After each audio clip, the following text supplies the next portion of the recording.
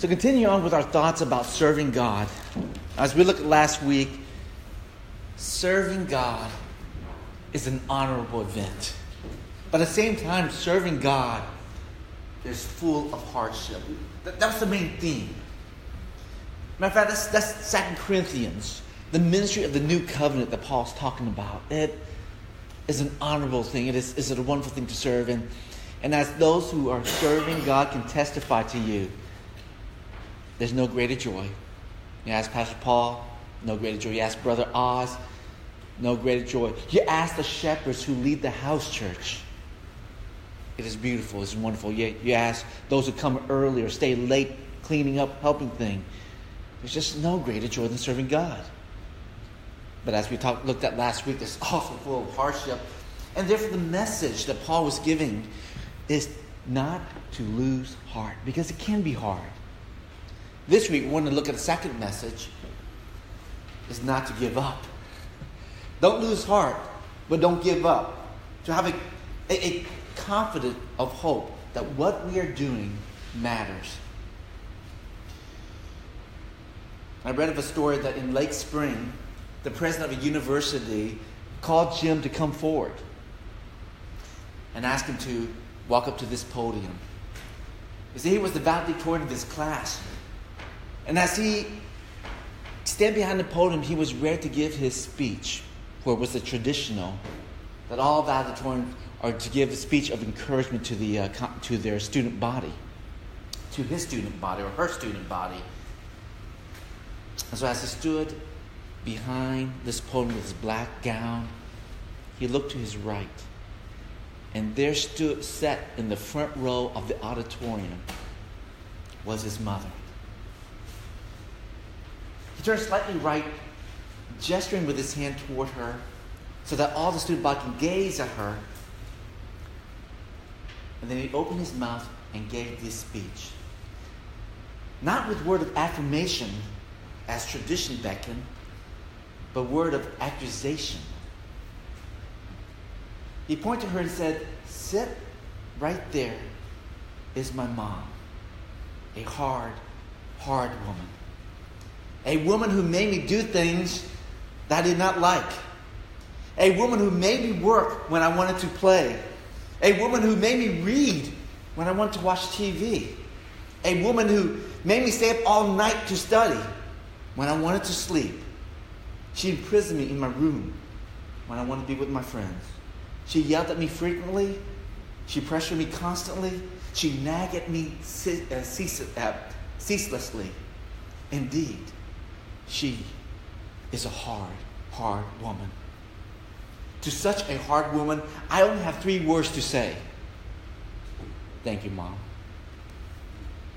See, at the time, he continued, I thought that she was cruel. But standing here with my future open up to me, standing here realizing that I have opportunity that I had never dreamt of, I finally realized it was not cruelty, but that she cared. At the time, I thought she hated me. But receiving this diploma today, I realized how much she loved me. It is through the eyes of graduation and a secure future that I finally see this is not a hard woman. This is a caring woman. See, what a contrast, isn't it? That when he's young, growing up, he looked at her and realized that she is a hard woman because he couldn't see what she saw. He couldn't understand what she understood. But when he finally graduated, when he finally looked back at his life and see where he stands and look forward to the future with hope, he realized that all the hardship that he went through was birthed out of love, not out of pain, not out of cruelty. And likewise, one day, we will all graduate from this life, right?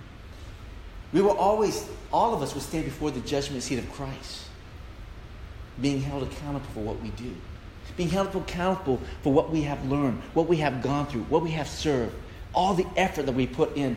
That's exactly what Paul says in the letter of 2 Corinthians. Look at verse 5, chapter 5, verse 10.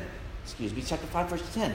He made this declaration at the end of this message of do not give up. He says this, for we must all appear before the judgment seat of Christ, so that every one of us may receive what is due for what he has done in the body, whether good or evil. But in the meantime, before we graduate, we must endure. Last week, the Apostle Paul told us not to lose heart when things get hard. This week, the Apostle Paul wanted to tell us not to give up when things are tough. It is about endurance. It is about a confidence of hope that what we are doing, even though we don't see it, matters. And what we're doing, even though we don't feel it, has an effect. And therefore, we must endure. Hardship is inevitable, but we wish to graduate at the top of our class. We must learn one important lesson. We must learn to endure. How do we do that? How do we endure? As a matter of fact, throughout the New Testament epistles, several of the apostles wrote to the believers telling them constantly to endure. Like 2 Timothy chapter 2, verse 3, the Apostle Paul wrote this to his young protege. He said, endure hardship as a good soldier in Christ Jesus. Keep on at it. Don't give up. Don't let people look at your youth and criticize you because you're young. Keep at what you are doing. Endure. A couple of chapters later, you flip over to chapter 4. The Apostle Paul continued to exhort Timothy in verse 5 of chapter 4, saying, always be sober-minded, endure suffering, do the work of the evangelist, fulfill your ministry. See? As we looked at last week, it is hard. But you need to fulfill your ministry. You need to fulfill what God has called you to do. And the only way you can do that, the Apostle Paul says to Timothy, endure hardship. You will have it. You must endure it. The idea is not to give up. The idea is not to throw in the towel. The idea is to endure hardship without relinquishing it. But this idea is not unique to the Apostle Paul. As a matter of fact, the Apostle Peter also said this exact same thing. When he encouraged the believers in his epistles, the first letter of his epistle, he wrote to them telling them that they must endure. If you look at 1 Peter chapter 2, verse 19, he wrote this. For this is a gracious thing, he wrote. When mindful of God, one endures sorrow while suffering unjustly. Notice what he says. That when we endure sorrows, when we endure hardship, it is a gracious thing. Those two words don't seem to go together, does it? But it does to the mind of the Apostle Paul. We receive grace when we endure. But how do we do that? How can we endure to the point of not giving up? Last week we looked, how do we not lose heart? This week, how do we endure without giving up? Two things Apostle Paul mentioned in the book of 2 Corinthians chapter 4. He gives us this very answer. He's telling us not to lose heart in chapter 4, verse 16. You see right there? Do not lose heart. And then he goes on and give us the reason we should not give up. Let me give you the first thought here. First, affliction is an advantage. Affliction is an advantage. Now, we might think affliction is bad. Matter of fact, we try to avoid affliction, do we not? Now, those of us who are parents, have kids, don't we want to do as much as we can so that our kids will not suffer hardship? I mean, look at school. School is hard. Sometimes we go in there, we study for our kids, we help them out with the school so that they won't experience too much hardship. Sometimes we work for them, encourage them so that they don't have any tough things in their life. We try to remove as much as we can. See, because in our mind, we think affliction, hardship, is something to avoid. But not with the Apostle Paul. He doesn't feel that way. He said affliction actually is an advantage. Look at verse 16 and 17. He wrote this.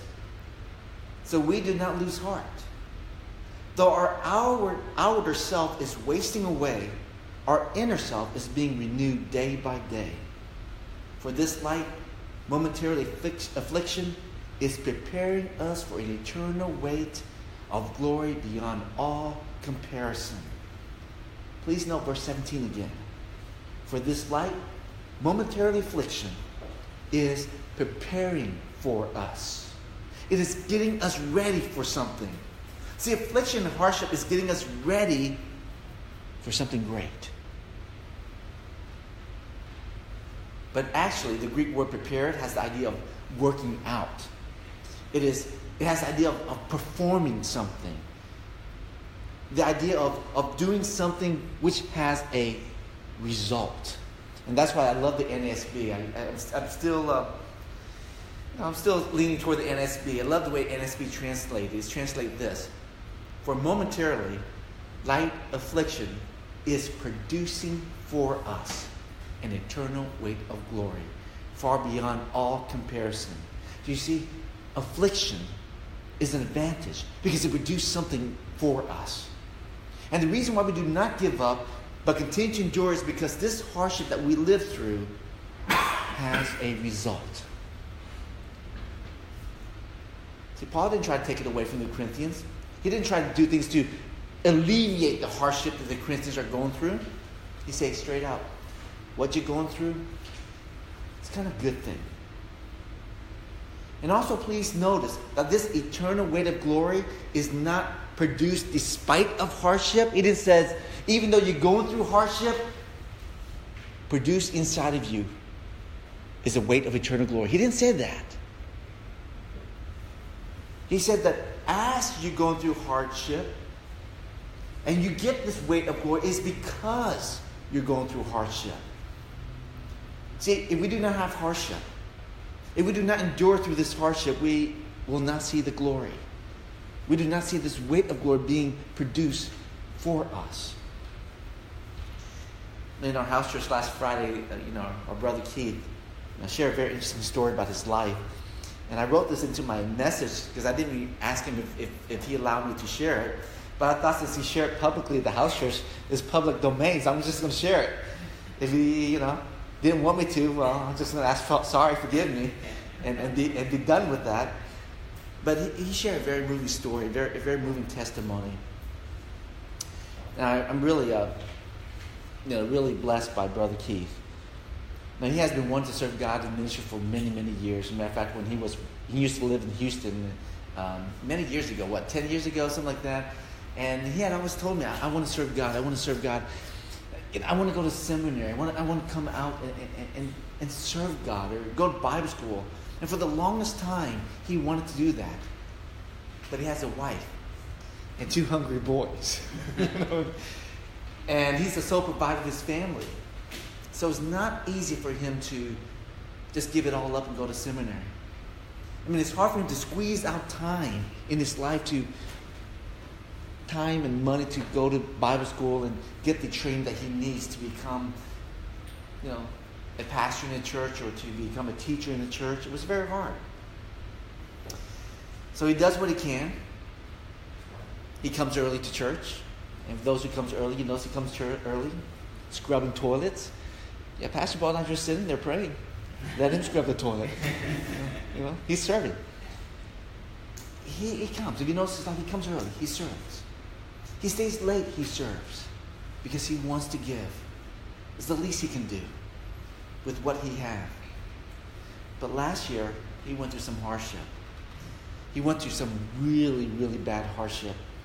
Well, last year he got sick, and the doctor would not let him go back to work. Would not actually sign a release form for him to go back to work. And I remember he called me on the phone and said, well, what do I need to do? I need to get back to work. I'm not working. I need to get back to work, but I can't. Well, you need the doctor's signature. What can you do? But the doctor would not sign the waiver for him to go back to work. So a few months later, the doctor still would not sign a waiver for him to go back to work. And I'm like, man, if you're only here in Houston, you can come see my brother. He'll work you. He'll squeeze you in. But no, he chose to, move away. That's fine. So then, after a few months, without going back to work, his company finally released him. No fault of his own. The doctor wouldn't release him to go back to work, so the company released him. Kick the man when he's down, add insult to injury, get out of here, sole provider for his family. So he's been trying to find a job ever since with no avail, because competition is very fierce. So he and his family have been living on his savings for a year now, and of course his savings is dwindling very, very quickly, to the point where he decided to come to Houston to find a job. Houston has a better opportunity, I guess. Hoping to find a job in Houston, he came here by himself, so that one day his wife and kids can come and be reunited with him. And of course, he picked up odd jobs here and there, just working just to make ends meet. He lived out his car for months. He had no place to stay; he just lived in his car, and just going through very hard trials and hardship. But you look at him; he's still smiling. He's still coming to church. See, things like this can break people. Matter of fact, things like this, for some people, can start blaming God, shake your fist at God, and say, "What are you doing to me? What's going on here?" But not for Keith. He kept pushing on. And last Friday, when he talked about his wife and how he missed him, he kind of get a little bit, misty-eyed. Of course, he doesn't cry. Men don't cry. Got a little misty eyes there, trying to hold back some tears in his eyes. But then he starts sharing a testimony about what happened to him that really blessed me. You see, in light of the fact that he has nothing, working odd jobs, just trying to make ends meet. And he's been praying, "God, please provide for me. Please help me. I just need some financial support." In light of that, some of his relatives stepped up and started coming to him. Matter of fact, his relatives are not believers. They're non-Christian. They don't believe in God. They start coming to him and, I don't know, maybe feel sorry for him. I don't know, whatever it is. They start offering some financial assistance to him. And you know what the first thing Keith did? He thanked God in front of them. "Oh, thank God. Thank God? Should you be thanking me? I'm the one to give you money. What is this God business? Why are you thanking God? I'm helping you out here. They're not believers. God didn't do anything for you. I'm doing it. I'm helping you out." And they didn't confess to me, "I don't believe in God." But that didn't deter Keith. He told them very confidently. When you're like poor, you don't have anything. You kind of like cow down and say, "Well, thank you." No, Keith stood strongly, stood proudly. He knows he's God, and he told them, "Well, I prayed to God, and He sent you to me." That's what he told them. The idea is that God answered his prayer, and that God used them even though they didn't realize it. His testimony continues that it made his relatives think and say, "Is that really true?" And it made him really think that, could this be real? Now, whether they turn to Christ or not, we don't know. The story is still being written by God. But the testimony is there. You see, without these afflictions, and as I look at Keith, without these afflictions, Keith would never, ever have seen the glory of God operating through him and minister to others. See, if he had all this, wealth and has all this money, didn't need any help, didn't need anything, his relative would still have not been touched by Keith's testimony that God is using them because he prayed. Again, I talked to him this morning. We started sharing about his other relative cousins here. Matter of fact, very interesting because when I was talking to Keith, when he moved away to Florida, I told him, you need to be here in Houston. I'm telling you, you need to be here in Houston. He moved away to Florida, and even throughout the time when he was in Florida, I'm telling him, I just got a feeling you need to be here. And he felt the same way too. But you got to go where the job's. You got to go where the job is. You just got to go. Anyway, he still felt that he needs to be here in Houston. So when he came back, he realized that he started talking to his cousin too. His cousin went through a certain hardship. But Keith's hardship opened the door for him to share testimony to his cousins who also are going through certain hardship. You see, when we have a maid, got nice little money in our saving account, driving our Mercedes-Benz or BMW or what have you, have a nice secure job, you look at a person, you tell them who are down and out, who are struggling, who don't have much, who don't have a job, you tell them God's going to take care of you. Doesn't really have that much of an impact, does it? But when you have nothing, stripped away of everything, yet still smile, still have hope in God, and share with them, God can use you just like he's using me. And I don't know what's going to happen, but I know God is still working through me. That has more impact. And of course, God is using Keith right now to minister to his relative in Houston. So what I'm trying to say is this. See, affliction, as the Apostle Paul will say, is an advantage as long as one thing is for certain. As long as we endure. As long as we endure. And I'm telling you, a lot of people give up. See, pressure has a way of refining your character, doesn't it? It shows you what you're really made of. When things are going right, you don't know what you're made of. When pressure is placed on you, that's when you know what you're made of. That's when truth and error is weeded away. I can say I believe in God. I can say I love God. I can say I will follow God anywhere he wants to send me. When I'm having 3 meals a day, when I have a nice house over my head, when I have AC constantly running around me, when I have friends galore. But the real test is when everything's stripped away from me. Will I still smile? Will I say, I still trust you, God? See, that is when affliction is of advantage. And I think that's what the apostle did in Acts chapter 5. Remember the story in Acts chapter 5? And they were teaching in the temple, and they were teaching from house to house, and they caused such a great stir because the message of Jesus Christ as the Messiah, the kingdom of Jesus is coming, that you have to repent, is being spread throughout all Jerusalem. And so the authority got afraid and arrested them. And in verse 30 of Acts chapter 5, it notes that when the authority had called the apostles, they beat them and charged them not to speak in the name of Jesus, and then they let him go. They beat him up. Now, it was for me, I probably would be crying. It would beat me up, I'd probably be crying, licking my wounds, shaking my boots. But not the apostles.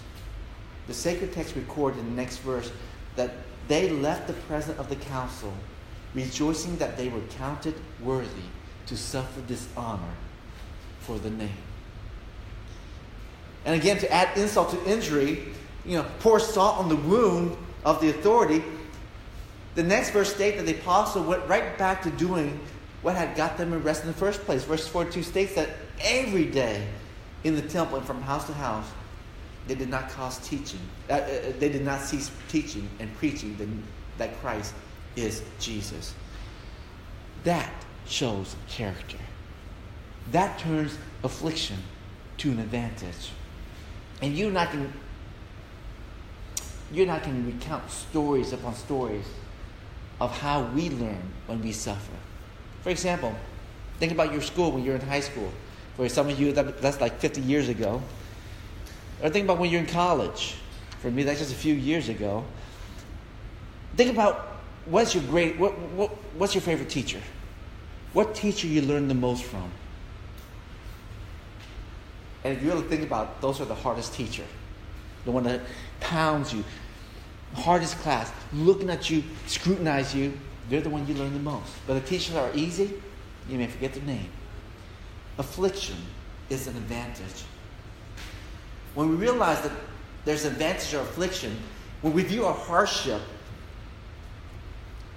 can be of benefit, it actually changes our view about what hardship does to us. Let me give you 2 things that it changed about our view about hardship. First, number 1, when we think that affliction is an advantage, the hardship that we have becomes light.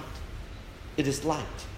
Look at verse 17. For this light, momentary affliction is preparing for us an eternal weight of glory beyond all comparison. See, light means easy to bear, easy to carry. It is light in weight. It's used only 2 times in the scripture. One here and one in Matthew chapter 11, verse 28 to 30, where Jesus says, "Come to me, all ye who are heavy laden, and I will give you rest. For my yoke is easy and my burden is light." That's the idea. See, the word light, Paul's not saying that the affliction is nothing. Paul's not saying the affliction is not difficult. That's not what the word light is meant. The word light is used in contrast to the weight in the same verse. The weight of glory. See, what Paul's saying is that the hardship that we are going through is light compared to the heavy weight of glory that is being produced in us. If we look at the weight of glory, then we view our affliction as light. If we compare those two things, we are able to bear the affliction and not give up. The same thing happened with Moses. The author of Hebrew records this fact in Moses' life in Hebrews chapter 11, verse 24 to 26. And just going to turn there real quick here because this is so beautiful. Hebrews chapter 11, known as the faith chapter. Hebrews chapter 11, verses 24 to 26. It says that by faith, when Moses has grown up, refused to be called the sons of Pharaoh's daughter, chose rather to endure ill treatment with people of God than to enjoy the passing pleasure of sins. You see that? Why? Verse 26. Because he considered the reproach of Christ greater riches than the treasure of Egypt, for he was looking toward the reward. He compares two things. There's the riches of Christ. There's the treasure of Egypt, in which I'm the prince. And I'm comparing these two things. Man, the treasure of Christ is so much weightier. Therefore, this treasure of Egypt is so light. You know what?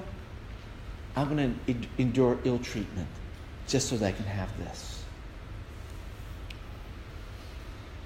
It continues in verse 27, saying that by faith he left Egypt, not fearing the wrath of the king, for he endured as seeing him who is unseen. See, we don't see what's going on. We can't see the result. We can't see the reward yet. That's something yet future when we stand before the judgment seat of Christ. But we can know for certain by faith. And it makes our burden light. Jim Elliot once wrote, He is no fool who gives what he cannot keep to gain what he cannot lose." I love that. He is no fool who gives up what he cannot keep to gain what he cannot lose. And right after he wrote those words, a few months later, he gave up his life, died as a martyr to bring the gospel to some indigenous tribe. See, he knew that these things right here, why keep them? You're going to lose them anyway. But the eternal riches, the riches of God, you can't lose that. So strive toward it. See, when our eyes are on the advantage of the affliction instead of on the affliction itself, not only is the hardship light, but notice the second thing. The hardship is short. The hardship is short. Look at verse 17 again. For this light, momentarily affliction is preparing for us an eternal weight of glory. See, when we go through hardship, it feels like it never ever ends. I'm sure if you ask Keith, it's been a year already. Why am I still going through this? It seems like it never ever ends. But the good news is it will end someday. When will it end? It ends when God has finished using you for that particular purpose.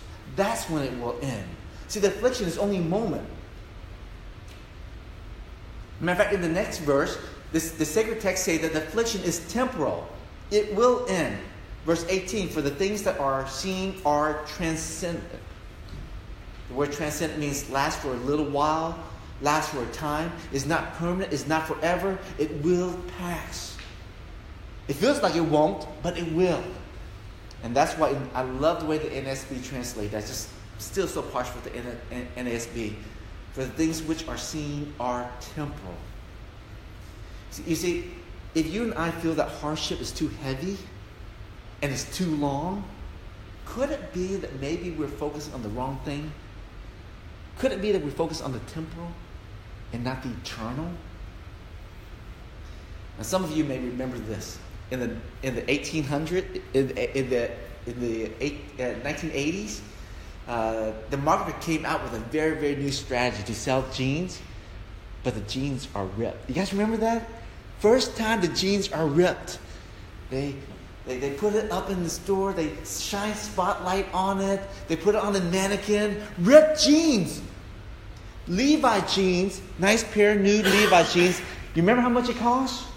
$20. They ripped these holes in jeans and they increased the price to $60. Some of them to $80. Women were a lot more higher to buy ripped jeans.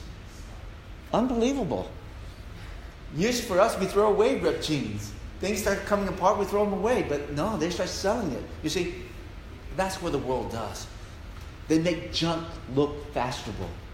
They turn our eyes toward things that are ripped and torn. And as we walk in this world, the world tends to focus our eyes on these temporal things. We've got to learn that we must turn our eyes on eternal things. Let me give you the second thing, real quickly. Not only is affliction is an advantage, but death is a deliverance. Death is a deliverance. You see that in the next verse, chapter 15, verse 1 and 3. And it's a shame to put a chapter break right in here. There shouldn't be a chapter break because in verse 1 it says this, for we know. The word for connects back to the previous verse, right? So they really shouldn't put a chapter break in here. But look at verse 1, it says, for we know that if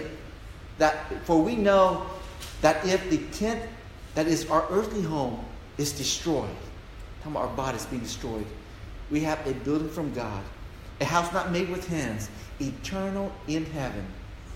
For in this tent we groan, long to put on our heavenly dwelling, if indeed by putting it on we may not be found naked. Now most of us, if not many, or all of us, may never face affliction to the point of death. We never face hardship to the point where we have to give up our life. When we live in America, it's pretty secure, relatively. So we may never face this. But one day we may face this. You remember in 2015 in Oregon, there was a shooting in the community college. The gunman got people stand up in line. And the Guardian newspaper wrote this story. They wrote this, that the gunman stood all these people in line with a gun. And he asked them, are you a Christian? He would ask them. And if you are a Christian, then stand up. And when they stood up, he said to them, because you are a Christian, you're going to see God in about 1 second. And then he shot and killed them. And he kept going down the line and doing this. And it's amazing in that story, if you recall that story, that even people saw that he shot those who confessed to be Christian, still stood up and said, I'm a Christian. See, we view death as a negative thing. In a sense, I understand that because it is the end of life, at least it's the end of this earthly life. It makes us sad because we miss people. But facing death, according to the Apostle Paul, as we believe in Christ, at times is a spiritual good. See, death is not bad for all Christians. Death is something by which we can meet God. And if you read Corinthians, right here, 2 Corinthians, Paul wants to be with the Lord. See, if we depart from this earth, we be with Christ. He said the exact same thing in Philippians chapter 1, verse 21. For me to live is Christ, but to die is gain. And the only reason why the Apostle Paul the Apostle Paul wanted to be with Christ, but the only reason why the Apostle Paul didn't is because he recognized that his ministry is not finished. Christ's works for him is not completed. See, when we recognize that death is a deliverance, and then we realize that we're still here, we understand that God still has something for us to do. So we don't give up. We don't give up. Because if he finished with us, then he'll take us home. If as long as we're here, we got to do something. So we don't give up. We don't give up because one, affliction is an advantage, and two, we don't give up because death is a deliverance. And if Christ wants to take us home, he will. If he wants to deliver us, he'll take us home. But he doesn't. So we continue to work. So we don't give up our work. That's what the Apostle Paul says. So when you're going through a tough time like Keith, when you feel like all things are lost, just remember those 2 points. And keep on serving. And don't ever give up. Let us pray.